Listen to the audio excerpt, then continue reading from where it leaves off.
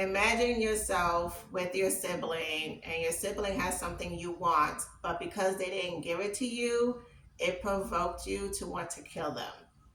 Or maybe you are waiting patiently for over 25 years, like myself, for a spouse, and you're just like, I'm done. I'll just get a man of my own. Today, I'll be sharing the effects, the consequences of taking matters into your own hands because you're unable to master your emotions of either being frustrated, being impatient, being angry, or lust. And this is the fourth Thursday of this month, and this is Resilient Faith, of how the stories in the Bible are relatable, applicable, and relevant. And this is all about spiritual resilience. Number one, the one I relate to the most is Miss Sarah. Sarah is part of the Old Testament, and I'll put all the chapters and verses in the bio for you to read it for yourself to see how relatable this is. And if you are like Sarah, Sarah is a wife who was told years ago that she will have a son. And it took 25 years for that son to come about. But during that time of waiting, she got impatient with God and got impatient with herself and took matters into her own hands. And I could relate into the sense of I am 45 years old, yes, 45, and have not been married. And I will do a video about my own journey of feeling unworthy and feeling disgraced because I'm 45 and people ask me all these questions as if I'm an alien. Felt frustrated with God and his timing and his reasoning of why I have to wait till 45 for my husband, why it couldn't be 25 or 35. And like Sarah, it got to the point of, you know what, let me just take matters into my own hands and help God out because clearly he's busy with other people. And that's what Sarah did because of her impatience. She took matters into her own hands. She was provoked by her own impatience, which led her husband to sleep with another woman to have a child, but that was not the promised child. And the effects of that was one, she got angry with the woman who got pregnant. Hello, you're the one who told your husband to do this in the first place. And she didn't have any accountability for the choice that she made. You're not mastering your own emotions. You go into this blame game and not realizing the person who did this was you. And it's very important that you master the emotion of impatience. And here are some tips. Release the disappointment, release the frustration. Either scream, write it out in a journal, talk to a trusted friend about it, talk to God about it. Whatever you do, release the disappointment. Don't take matters into your own hands because that's going to be consequences that you have to live with for the rest of your life. And you don't want that. Okay. Next is David. David is, of course, known as the man who fought Goliath, but he is also known as the man who slept with Bathsheba. Bathsheba was a wife and she was bathing, doing her thing, and David was supposed to be at war. And because of his lust, because of his eyes being drawn to this beautiful woman, took it upon himself to get one of his guys to get this woman for him. He slept with her, so that was error number one. And then number two, because she ended up pregnant, he had to kill the husband. I mean, technically he didn't have to kill the husband, but to cover his tracks, he killed the husband.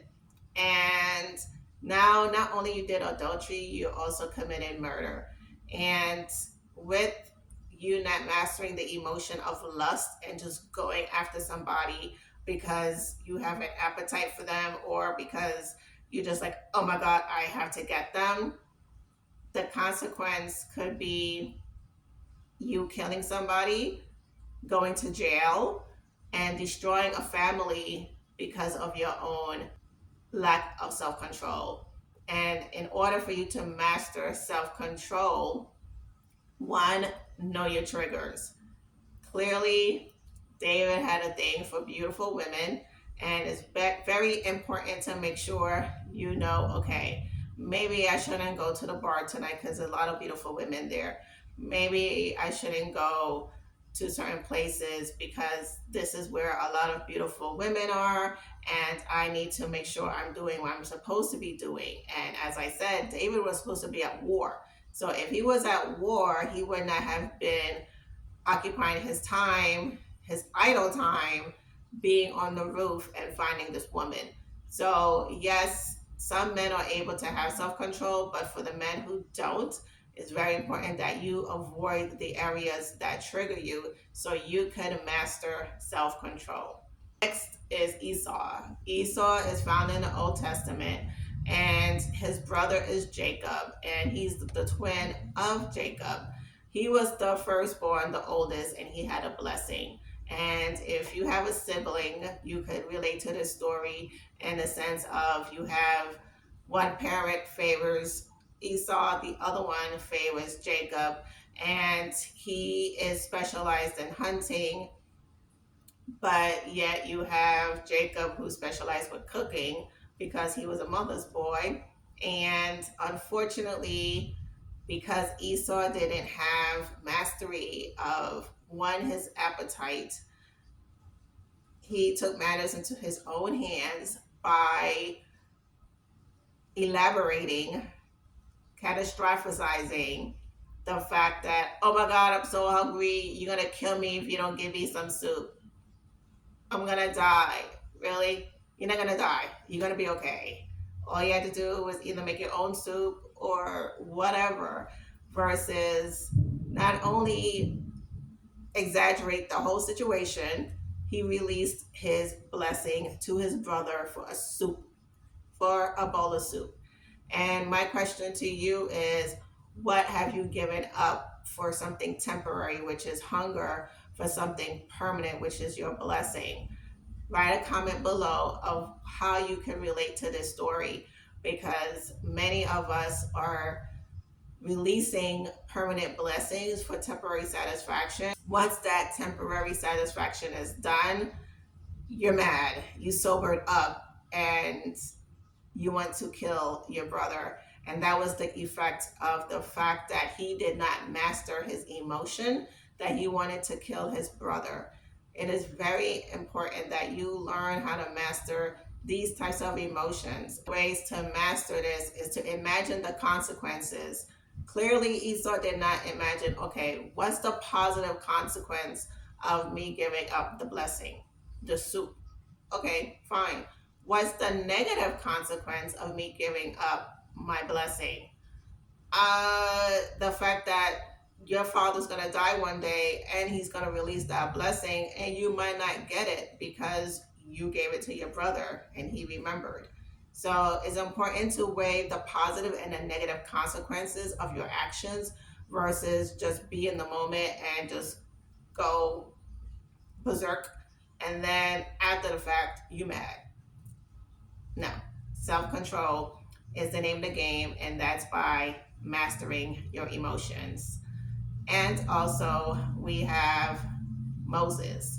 Moses is known as the one who gave the 10 commandments, but he also was the one who had a lot of anger. And in his story, he did not master the emotion of anger. And because he did not master anger, you will see the first scene of his story that he murdered another man because he didn't like how that man was treated. And because he ran away, he was never reprimanded for that. And then he again has anger, and the anger was severe in the fact that he defied what God told him to do and took matters into his own hands. And because of that, he wasn't able to go into the promised land. So it's very important to realize your anger. I know for me, by God's grace, I've been delivered from anger, because that anger is okay to have, because it's a emotion that God gave us. But if it's for pride, if it's for our own benefit versus to help someone, which is called righteous anger, then it's going to be deadly because anger leads to rage and rage leads to danger. And the last thing you want is to put yourself in danger because of your anger. And I shared this story so many times, but I'll share it again. The movie with Russell Crowe about anger and road rage. There's so many stories, unfortunately, of people, you do the slightest little thing and you don't know who's the other person behind that car. And all of a sudden you're on the news because someone wants to pull out their gun. Yes, it's not your fault that the person you maybe hit by accident with the car or you honked your horn at them. But in either case, it's very important just to relax behind the car or relax when you're sending a text, relax before you reply to someone, and don't respond with anger. To cool off, stay calm and relax. Give yourself 24 hours to reply to anything that made you boil. Don't allow it to boil you over because, as I mentioned, it can lead to prison time. It can lead to your own death, unfortunately, if that person wants to retaliate on you. As you can see with Moses, he was unable to enter the promised land. And once I was able to cool off and to give my anger to God and to realize the reason I had all these anger issues was because I did not have control of the situation. And at the time, I wanted control. Sometimes it's not good to want control over situations or over people. And also, it was a pride thing. So it's very important to release your pride and to humble yourself and go before God to say, God, my emotions of anger is not done in the right way. Help me to master this emotion of anger and trust God will help you with that. So this is different ways for you to master your emotions. If you find this video relatable, check out the next one. Stay resilient.